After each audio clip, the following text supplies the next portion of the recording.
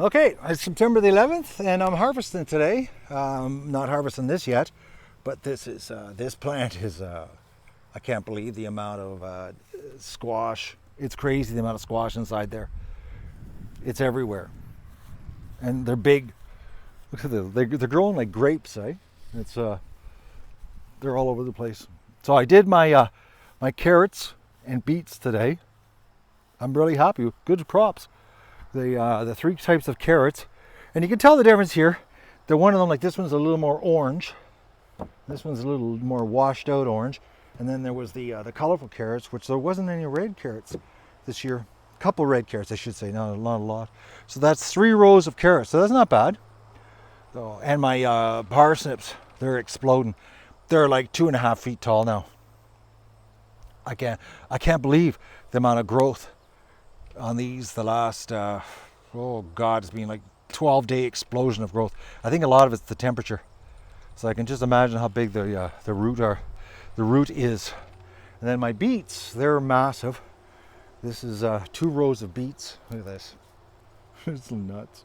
They're good beets, and no mouse damage this year. I got them early enough, and no splitting. Like that's the only one I found was splitting right there. The rest are really good. Like really nice, solid, rock hard. So that's that turned out well. So I got a lot of work this week. I got to prep, clean, and package all of those. So what's left? I've got my rutabaga here, which I've got. I don't know. I'm getting bad feeling because it looks like I got some kind of split worm happening here that I've never had before. And take a look, see? I've never had that before. And it's like most of them got hit with this split situation. I don't know. I don't know what's caused it or what it is. You know, it's maybe when I clean them up, it won't be as bad. I'll just have some outer loss, which is totally possible.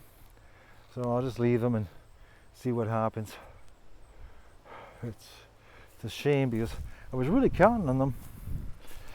I like them, but you can see like it's not good. It doesn't look good. I don't know what happened to them. But the heat really screwed these up. So as you can see, I put my the feathers from the chicken harvest in here.